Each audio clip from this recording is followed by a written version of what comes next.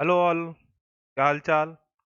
जैसे ही मुझे पता लगा कि आईटीआर फॉर्म 3 आ चुका है, बिजनेस रिटर्न आ चुका है, तो मैंने सोचा क्यों ना एक ऐसी वीडियो बनाई जाए जिसमें आईटीआर 3 के सारे पॉइंट्स कवर हों और काफ़ी हद तक सब कुछ उसे कंपाइल हो जाए और शायद ही कोई एंट्री ऐसी बचे जो उसमें रिकंसाइल होने से बच जाए। तो अगर आप कोई एक अकाउंटेंट हैं या प्रोफेशनल हैं या खुद अपना रिटर्न फाइल करते हैं जो कि नॉन ऑडिट केस होगा, तो आप फाइल कर सकते हैं। तो आपको कुछ ऐसी चीज़ें मैं बताने जा रहा हूँ जो कि आपको कंसिडर करनी चाहिए रिटर्न भरने के लिए। अगर आप इन स्मार्ट पॉइंट्स को अपने रिटर्न में कम क्लब करते हैं, इस तरीके से वर्क करते हैं, तो शायद ही कोई एंट्री छूटेगी। तो आइए एक बार स्टार्ट करते हैं इस वीडियो को। जैसा कि आपको हेडिंग में दिख रहा है, मैंने स्टार्टिंग हेडिंग बनाई compilation and preparation of balance sheet and then ITR form 3। इसी पे वीडियो बनाई है मैंने। आइए स्टार्ट कर लेते हैं इस वीडियो को। सबसे पहले आईटीआर 4 आईटीआर 1 आया, तो सैलरी रिटर्न स्टार्ट हो गए। फिर आईटीआर 4 आया। अब जितने भी रिटर्न पेंडिंग हैं, अगर आप बिजनेस रिटर्न की बात कर रहे हैं या कोई और बात कर रहे हैं, तो ज़्यादातर आईटीआर 3 में आ जाते हैं। तो आईटीआर 3 में क्या क्या आना चाहिए, क्या क्या पेंडिंग है, क्या क्या और हो सकता है, उसके लिए कौन कौन सी इनकम के लिए आपको वर्किंग करनी पड़ेगी, तो उसी के लिए मैंने ये छोटी सी वीडियो आप लोग के लिए हर एक स्टेप को डिफाइन करते हुए बनाने की कोशिश की है। आपको जैसा ये लगा, अगर आपको ये चीज़ पसंद आए, तो आप प्लीज़ चैनल सब्सक्राइब करिए और लोगों तक प्रमोट करिए ताकि ये प्रोफेशनल टच ऐसे बना रहे। आज फ्रेंडशिप डे का दिन है, तो क्यों ना इस तरह की फ्रेंडशिप को और आगे बढ़ाया जाए ताकि आप लोग का साथ इसी तरह मेरे साथ बना रहे और मैं इसी तरह आप लोग के लिए वर्किंग करता रहूं। तो ज़्यादा टाइम ना लेता हुआ आगे स्टार्ट करता हूं इस वीडियो को। कुछ बेसिक्स पॉइंट्स को जो आपको दिमाग में रखने चाहिए आईटीआर फाइनल करते समय, या कहें बैलेंस शीट फाइनल करते हैं, क्योंकि इसमें बैलेंस शीट पीएल बनाना बहुत जरूरी होता है। तो स्टार्ट कर लेते हैं some important facts for compilation of financial statements. Financial statement बोले तो balance sheet, profit loss, cash flow, अगर आप एक प्राइवेट लिमिटेड की बात कर रहे हैं तो अब स्टार्ट करते हैं उस एंट्री को। जो सबसे बेसिक चीज होती है कि अगर आपने सारी बैंक की एंट्रीज मैच कर ली, सारी एंट्रीज सारे बैंक कवर कर लिए, तो आपका आराम से कभी भी फाइनेंशियल स्टेटमेंट, बैलेंस शीट कभी भी गलत नहीं बनेगी। ये हमेशा आपको दिमाग में रखना है। अगर आप कोई शॉर्टकट भी सोच रहे हैं, तो शॉर्टकट के लिए बैंक स्टेटमेंट तो कम से कम सारे रिकंसाइल होने जरूरी हैं। और उसमें इंश्योर क्या करना है कि आपका जो सस्पेंस एंट्री कोई ना पेंडिंग हो, यानी कोई ऐसी एंट्री ना हो जो कि बाद में अनसिक्योर्ड लोन निकल आए या कोई ऐसी चीज निकल आए, कोई बड़ा ट्रांजेक्शन निकल आए, तो उन सब चीजों को ध्यान देना है। ये तो सबसे बड़ी हो गई बेसिक बात। अब आगे बात कर लेते हैं एक एक करके, जो मुझे लगा कि जिस हिसाब से मैंने इसको स्टार्ट किया। जैसा कि आप लोग जानते होंगे कि 5 तरीके की इनकम होती हैं। इनकम फ्रॉम सैलरी हो गई, इनकम फ्रॉम हाउस प्रॉपर्टी हो गई, पीजीबीपी हो गई, अदर सोर्सेज हो गया, कैपिटल गेन हो गया। तो मैंने उन सब के लिए एक एक स्लाइड बना के आप लोग को चीज समझाने की कोशिश की है। अब आपको ये चीज देखनी है कि आप किसके ऊपर फॉल करते हैं, आपका कौन सा इनकम बिजनेस के साथ क्लब है, कौन सी इनकम आपने ऐसी करी जिसकी वजह से आपको आईटीआर 3 भरना पड़ रहा है। अगर सिर्फ सैलरी होती तो आईटीआर 1 से आप साइड हो सकते थे, लेकिन बिजनेस ऐड हो गया उसमें, और वो भी बिजनेस आईटीआर 3 का बिजनेस है, यानी कि अदर देन 44 एडी है। तो यहाँ पे आपको किन किन चीज़ों को कंसीडर करना है, कौन कौन सी सर्विसेज उसमें आती हैं, ये सब आपको ध्यान दे के तभी आईटीआर 3 की तरफ बढ़ना है। तब बात स्टार्ट करते हैं इनकम फ्रॉम सैलरीज की। सबसे पहले चेक करिए कि आपको कहीं से सैलरी तो नहीं मिलती है। आप कहेंगे लो, बात हो रही बिजनेस रिटर्न की और ये बात करता है सैलरी की, ये कैसी बात हुई। तो मैं आप लोग को बस याद दिला देता हूँ कि अगर आप एक कंपनी के डायरेक्टर हैं तो आपको सैलरी मिलेगी। आप 26 में चेक करिए, आपको सेक्शन 192 के अंडर में कोई सैलरी मिल तो नहीं रही है। यानी 192 के सेक्शन में आपको कोई ऐसी इनकम तो नहीं रिसीव हो रही है जो कि सैलरी बन जाती है। 192 और टीडीएस कटा है, दैट मीन्स कि सैलरी का टीडीएस है, तो यहाँ पे इनकम फ्रॉम सैलरी आ जाएगा। ये चीज आप लोगों को ध्यान देना है इस चीज को। इसके बाद अगली चीज बात कर लेते हैं हाउस प्रॉपर्टी की। मजे की बात तो यही पे मजा आती है मुझे हाउस प्रॉपर्टी पे। कोई ऐसा हाउस प्रॉपर्टी तो नहीं जहां से आपको रेंट रिसीव हो रहा हो, कोई ऐसा फ्लैट हो, कोई ऐसी चीज हो जहां से आपको उसकी अर्निंग हो रही हो, वो हाउस प्रॉपर्टी हो। कोई भी चीज हो सकती है, फ्लैट हो सकता है, हाउस प्रॉपर्टी हो सकती है, और भी कई चीजें हो सकती हैं। तब मुझे याद आया, नहीं नहीं रुको, हाउस प्रॉपर्टी के साथ साथ हाउस प्रॉपर्टी पे कोई चीज अगर लगी है, उस पे मुझे कोई किराया आ रहा है, तो वो भी हाउस प्रॉपर्टी क्लब होता है। आपने कहा ऐसी कौन सी चीज है, मैंने कहा सर टावर आ गया। अगर आपकी हाउस प्रॉपर्टी पे यानी कि प्रॉपर्टी पे कोई टावर लगा हुआ है, तो वो भी इसी में इनकम क्लब होती है। अब मजे की बात क्या, कुछ लोग यहाँ पे गलत क्या कर देते हैं कि हाउस प्रॉपर्टी में इसको ना दिखा के अदर सोर्सेज में दिखा देते हैं, जबकि यहाँ पे 30% का स्टैंडर्ड डिडक्शन मिलना होता है और वो स्टैंडर्ड डिडक्शन आपको नहीं मिल पाता है। तो ये सबसे खतरनाक चीज़ है हाउस प्रॉपर्टी की। अगर आपको ये चीज़ क्लियर नहीं है कि हाउस प्रॉपर्टी में क्या क्या आता है और आपकी इनकम हाउस प्रॉपर्टी है या इनकम फ्रॉम अदर सोर्सेज है, तो नीचे एक व्हाट्सएप में फ्लैश हो रहा है, आप उसे क्लियर कर सकते हैं। अगर आपको ये लगता है कि ये बहुत ज़्यादा टफ है आईटीआर 3 भरना और आप नहीं भर पा रहे हैं और आप किसी प्रोफेशनल को ढूंढ रहे हैं, तो आप मेरी पेड सर्विसेज भी ले सकते हैं। नीचे व्हाट्सएप नंबर फ्लैश है, आप उसे मुझसे बात भी कर सकते हैं। कोई चीज़ का क्लैरिफिकेशन चाहिए तो क्लैरिफिकेशन के लिए फ्री ऑफ कॉस्ट है, वो आपको बता दूंगा। कोई चीज़ अगर आप चाहते हैं कि मैं आपका रिटर्न भरूं तो मुझे पेड वर्जन में आपको आना पड़ेगा और उसके लिए आप मुझे व्हाट्सएप करेंगे तो मैं आपको सब चीज़ें समझा दूंगा। आगे बात कर लेते हैं कैपिटल गेन की। कैपिटल गेन में सबसे बढ़िया मजे की बात तो इसी में रहती है कि डिडक्शंस मिल रही हैं। उसके लिए आप कैसे उसको रिकंसाइल कर रहे हैं। अगर आप अपना खुद रिटर्न भर रहे हैं तो आपको कैपिटल गेन में समझने वाली बात, आपने अगर कोई भी प्रॉपर्टी को परचेज किया या सोल्ड किया, यानी खरीदा या बेचा ड्यूरिंग द असेसमेंट ईयर, उस साल के अंदर अंदर अगर आपने उसको बेचा है तो उसका इंडेक्सेशन का बेनिफिट आपने लिया कि नहीं लिया, और नहीं लिया तो क्यों नहीं लिया, सबसे बड़ी गलती आपकी वहीं पे हो गई। क्योंकि इंडेक्सेशन का अगर आप जैसे बेनिफिट लेंगे तो आपको वहां पे कैपिटल गेन का अच्छा खासा बेनिफिट इंडेक्सेशन के थ्रू मिल जाएगा और उसके बाद आपका कैपिटल गेन हो जाना है कम। तो कैपिटल गेन निकालने का सबसे बढ़िया तरीका यही होता है, cost of sale minus indexation value minus purchase value, उसके बाद जो आता है उस पर कैपिटल गेन की बात स्टार्ट होती है। तो ये बात बतेगी थी। इसके बाद अगली बात कर लेते हैं। मान लेते हैं कि आपको कैपिटल गेन हो गया और उसके बाद आपने कोई एग्जाम्पशन ले रखी है, कोई ऐसी चीज आपने खरीद बेच, कोई ऐसी चीज आपने परचेज कर ली है जिससे बाद आपको सेक्शन 54 के बेनिफिट जो है ढेर सारे उसमें आप कहीं फॉल होते हैं, या आपने कोई बॉन्ड ले लिया है या आपने कोई ऐसी इन्वेस्टमेंट कर ली है जो सेक्शन 54 में आती है, तो वो सब इसमें आ जाएगी। अब आगे बात कर लेते हैं, भैया हम तो डेरिवेटिव में खेलते हैं, हम तो बहुत मजे लेते हैं, स्पेकुलेटिव में खेलते हैं, तो वहां पे क्या सीन बनेगा।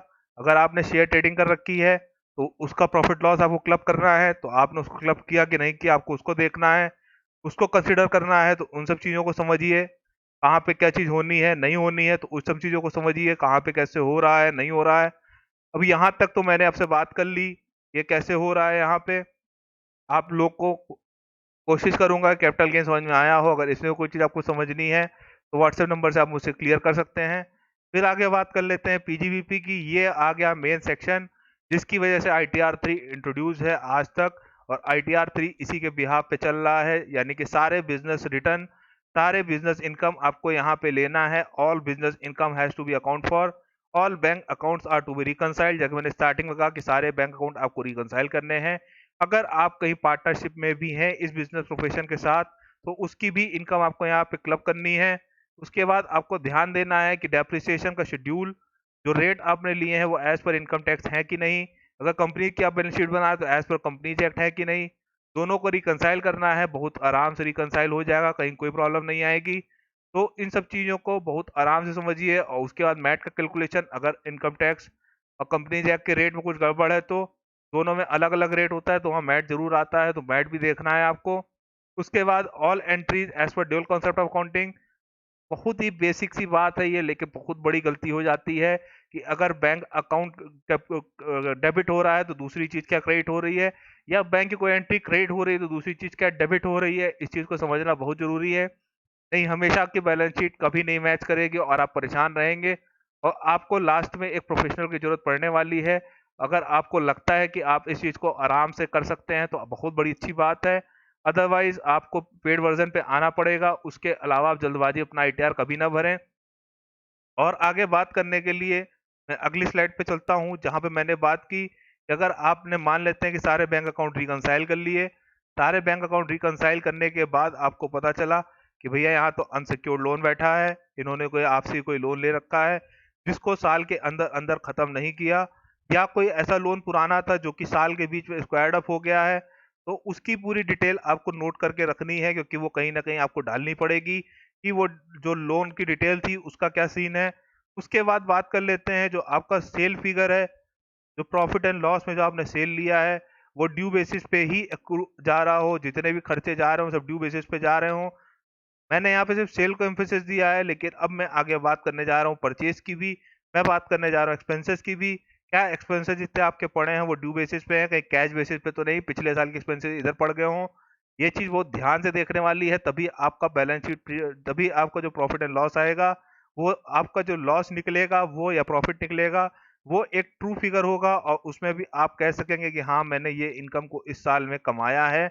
वो मुझे मिले चाहे ना मिले या बाद में मिले, इस चीज़ को समझने के लिए आपको ध्यान देना पड़ेगा। और उसके बाद बात कर लेते हैं इसी के आगे बढ़ने से पहले कि यहाँ पे तक पहुँचने तक आपको 26 ईयर्स की याद जरूर आ जानी चाहिए कि 26 ईयर्स में क्या-क्या इनकम मेरी दिखा रखी है। अगर टर्नओवर 26 ईयर्स से निकल रहा है जैसे कॉन्ट्रैक्टर के केस में होता है या और प्राइवेट लिमिटेड में कई केस में ऐसा होता है कि जहाँ से उन्होंने कोई कॉन्ट्रैक्ट कर रखा है, वो कॉन्ट्रैक्ट के थ्रू ही पूरा बिजनेस चल रहा है और वही उनका टर्नओवर होता है। तो प्लीज़ रिकंसाइल जरूर कर लीजिए 26 ईयर्स से, जीएसटी से, ताकि सब एक प्लेटफॉर्म पे मैच करें, नहीं तो बाद में जीएसटी भी परेशान करेगा और इनकम टैक्स भी परेशान करेगा और लास्ट में क्या होगा, आपकी बैलेंस शीट हो जाएगी पूरी परेशान और बैलेंस शीट को आप कभी फाइनल नहीं कर पाएंगे। इसके बाद बात कर लेते हैं अगली स्लाइड की। ये था पीजीपी का सेक्शन जो आपने देख लिया। उसके बाद बात करते हैं इनकम फ्रॉम अदर सोर्सेज की। इनकम फ्रॉम अदर सोर्सेज की जब बात करता हूँ, सारी इन्वेस्टमेंट सब कुछ हो गया, जो अब तक जितना भी बचा है वो सबका सब आपका इनकम फ्रॉम अदर सोर्सेज है। इनकम फ्रॉम अदर सोर्सेज को पकड़ने के लिए सबसे बढ़िया तरीका होता है 26 ईयर्स। आप टीडीएस की लिमिट्स को दिमाग में रखिए कि टीडीएस कितने पे कटता है, उसके बाद 26 ईयर्स को दिमाग में रखिए कि हाँ, यहाँ पे टीडीएस की लिमिट बढ़ गई, इसलिए यहाँ पे इनकम में मेरा टीडीएस कट गया। उसके अलावा आप जैसे बैंक अकाउंट पूरा रिकंसाइल करेंगे तो आपको कुछ ऐसी बिजनेस एंट्रीज के अलावा कुछ एंट्रीज मिलेंगी जो आपको लगेगा कि हाँ यार, ये तो इनकम फ्रॉम अदर सोर्सेज का पार्ट है। जैसे कि सबसे पहले बात कर लेते हैं, कोई आपने कोई इन्वेस्टमेंट कर रखी है, वहां से कोई रिटर्न आया है, एफडी आरडी सेविंग, ये सब तो एक नॉर्मल चीज है। उसके अलावा आपने कहीं से इन्वेस्टमेंट कर रखा है, कोई गवर्नमेंट सिक्योरिटीज ले रखी है या कोई ऐसा बॉन्ड ले रखा है या म्यूचुअल फंड ले रखा है या कोई ऐसी चीज ले रखी है जहां से आपको अर्निंग हो रही है, तो जब वो अर्निंग, जब म्यूचुअल फंड या समथिंग को आपको बेचेंगे तब वहाँ कैपिटल गेन आएगा। लेकिन जब तक आप उसको नहीं बेचते हैं और आप उसमें मान लेते हो कोई डिविडेंड पा रहे हैं, तो वो भी अदर सोर्सेज का पार्ट है, एग्जेम्प्ट है, कोई बात नहीं, लेकिन आएगा तो अदर सोर्सेज में ही। तो ये सब चीजें बहुत ही ध्यान से देखने वाली हैं। या एग्रीकल्चर इनकम कोई है तो उसको आप कैसे रिकंसाइल कर रहे हैं, आप कैसे देख रहे हैं, तो ये चीज आपको देखना है इसमें। इस तरह की बेसिक चीजें जितनी भी बची हैं सबकी सब आपकी एग्रीकल्चर इनकम में चली जाएंगी। तो ये छोटी सी स्लाइड जो कि थोड़ा सा लंबी होती जा रही है लेकिन आप लोग के बहुत काम की है, इसीलिए मैंने इसको बहुत आराम से धीरे धीरे हर चीज को रिकंसाइल करने की कोशिश की है। अब मैं बात कर लेता हूँ, मेरे पांचों हेड तो फाइनल हो गए, अब उसके बाद क्या बचा। अब उसके बाद जो बचा वो है आपका डिडक्शंस, चैप्टर 6A की, जो कि बहुत ही छोटी चीजें होती हैं लेकिन आपको बहुत बड़ा बेनिफिट देती हैं। जैसे कि 80C की बात कर लिया जाए तो PPF, LIC, NSC, ATD, health insurance etcetera. अगर आपको डिडक्शन के ऊपर कोई क्लास चाहिए तो डिडक्शन के मैंने ऑलरेडी एक सीरीज चलाई थी जिसमें 4 या 5 क्लासेस, 5 पार्ट में मैंने उसको बनाया था। आप उसको जरूर देखिए तो आपको एक एक डिडक्शन की डिटेल नॉलेज हो जाएगी और उसके बाद आप डिडक्शन के मास्टर हो जाएंगे और उसके बाद आप एक प्रोफेशनल मास्टर बन सकते हैं। तो आपको वो ये अभी यहाँ पे लिंक पे मिल जाएगा। डिडक्शन के जो मैंने वीडियो जो बनाई है वो आपको दिख जाएंगी। एक बेसिक सी बात, बहुत इंपॉर्टेंट सी, जो मुझे लगा आखिरी में क्लब करना बहुत जरूरी है, अदरवाइज ये फाइनल नहीं होगी क्लास पूरी, या ये कहे पूरा वेबिनार फाइनल नहीं होगा। जो कि मैं इस पे भी एक वीडियो बना चुका हूँ 7 प्रोविजो 139(1) का। इसमें भी 3 तरीके के खर्चे हैं जो कि आपको यहाँ पे ध्यान देना है। अगर आपकी इनकम 2.5 लाख के नीचे जा रहा है ITR 3 में, तो आपको क्या ध्यान देना है कि आपने साल भर में 1 करोड़ का कैश डिपॉजिट ना किया हो या बिजली बिल 1 लाख के ऊपर ना हो। इसी तरीके की 3 चीजें टोटल इसमें यहाँ पे हैं, या फॉरेन आपने ट्रिप ना की हो। तो ये 3 चीजें जो हैं आपको यहाँ पे ध्यान देना है। इसके लिए भी मैंने एक स्पेशल वीडियो बनाई थी जो कि मेरा बहुत ज्यादा सपोर्ट मिला है आप लोगों का और नियर टू 3 से 4 हजार के पहुंचने वाली है। तो उसके लिए भी आप लोग का बहुत बहुत थैंक यू। तभी मैंने कहा कि आप लोग साथ इससे प्रोफेशनल टच बनाना मेरे लिए बहुत अच्छा हो रहा है और मेरे लिए पॉजिटिव है तो आपके लिए पॉजिटिव ही होगा, ताकि मैं आप लोग साथ और वर्किंग कर सकूं इस तरीके से। उसके बाद बात कर लेते हैं कि सब कुछ आपका कंप्लीट हो चुका है यहाँ पे। अब मुझे लगता है कि मेरा ITR बनने का टाइम आ गया। इनकॉर्पोरेट की मैंने सारी एंट्रीज की बैलेंस शीट पीएल पे। जब बैलेंस शीट पीएल मेरा फाइनल हो गया, अब टाइम आता है भैया बैलेंस शीट पीएल को फीड करने का। छोटी सी बात यहाँ बता देता हूँ, जब बैलेंस शीट पीएल आप फीड करेंगे तो सिर्फ उतना ही फीड होगा बैलेंस शीट पीएल में जो पीजीपीपी का पार्ट होगा। आईटीआर भरने की बात बता रहा हूँ, दूसरे सेंस में इसको ना लीजिएगा। बैलेंस शीट पीएल का जब आपने भरना स्टार्ट किया तो यहाँ पे वो भरना स्टार्ट हो गया। सिर्फ और सिर्फ पीजीबीपी की इनकम पीजीबीपी में जाएगी, अदर सोर्सेज में जाएगा, रेंट का कोई पार्ट है तो रेंट में जाएगा, सैलरी कोई मिली आपको उसमें जाएगा, डिविडेंड कोई मिला तो अदर सोर्सेज में चला जाएगा, और कोई ऐसी इनकम है जो कि पीजीबीपी के अलावा है तो वो उसमें चली जाएगी। कहीं को भी कोई भी इनकम आपकी छूटनी नहीं चाहिए, ये चीज आपको ध्यान देना पड़ेगा। हर इनकम को रिकंसाइल करिए कि वो इनकम क्यों आ रही है। सबसे लास्ट बात मैं फिर वही कह रहा हूँ जो मैंने स्टार्ट जहां से किया, आपको बैंक अकाउंट रिकंसाइल जरूर करना है, कोई भी एंट्री पेंडिंग नहीं होनी चाहिए।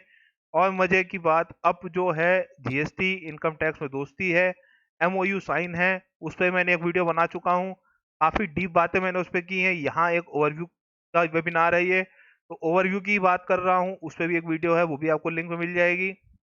इन सब चीजों का जब आप रिकंसाइल पूरा कर लेंगे तब मैं कह सकता हूँ कि हाँ सर, अब आप ITR 3 भरने के लिए एलिजिबल हो चुके हैं। अगर आपको लगता है कि आप इतना काम खुद कर सकते हैं, डेट्स वेरी गुड।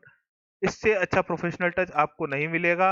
अदरवाइज आपको एक प्रोफेशनल बंदे की जरूरत है। आप अपने चार्टर्ड अकाउंटेंट के पास जाइए, प्रोफेशनल के पास जाइए, अकाउंटेंट के पास जाइए, लॉयर के पास जाइए, लेकिन खुद ना भरिए अगर आपको इतनी चीज की डीप नॉलेज नहीं है तो। अदरवाइज बाद में नोटिस आएगी और उसको रिकंसाइल करना बहुत बड़ा पॉइंट है। एक लास्ट अपडेट और दे देता हूँ 26AS के रिगार्डिंग, जो कि SFT और 26AS पे लिंकेज हो गया है। अब आपके 26AS पे भी पूरा SFT की ट्रांजेक्शन दिखने वाली है। तो अब आप एक बार बैलेंस शीट फाइनल करने से पहले 26AS देखिए, 26AS में SFT ट्रांजेक्शन देखिए। SFT के कोड जो लिखे रहते हैं, कुछ ना करिए, सिंपल है सर, SFT का कोड उठा के गूगल मार दीजिए, आपको कोड का मतलब समझ में आ जाएगा कि ये कोड कहना क्या चाहता है और करना क्या चाहता है। उसके बाद उसके अकॉर्डिंग ही अपनी बैलेंस शीट फाइनल सबमिट करिए। नहीं ये हो जाएगा कि बाद में नोटिस आएगी और उस पे उसकी क्वेरी के लिए आपको अपने वकील को या सीए को या प्रोफेशनल को, किसी को भी, या एडवोकेट को, आपको इस पे अच्छी खासी फीस देनी पड़ सकती है। और केस चला जाएगा स्क्रूटनी में तो वहां पे भी आपको अच्छी खासी फीस देनी पड़ेगी। फेसलेस जरूर है लेकिन आपको फीस तो देनी पड़ेगी, चक्कर लगेंगे, टाइम बर्बाद होगा, सब कुछ होगा। तो इन सब चीजों को रिकंसाइल जरूर कीजिए, जरूर कीजिए, जरूर कीजिए, नहीं तो जो बैलेंस शीट आपकी बनेगी वो कभी मैच नहीं होगी। मैच तो आप करा ही दोगे लेकिन वो कभी भी फाइनल नहीं होगी। और मजे की बात, जो मैं बार बार कहता हूँ, ट्रू एंड फेयर व्यू होना चाहिए, वो कभी नहीं होगा। तो इस चीज को समझने तक आपको, तब जाके आप बैलेंस शीट का ITR 3 भर सकते हैं।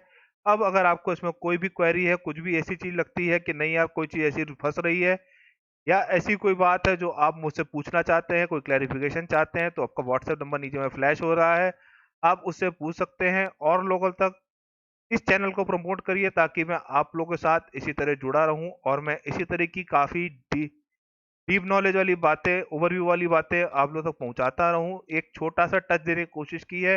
अगर आपने मेरे हर एक पॉइंट को समझा होगा तो आप भी एक बढ़िया प्रोफेशनल बन सकते हैं।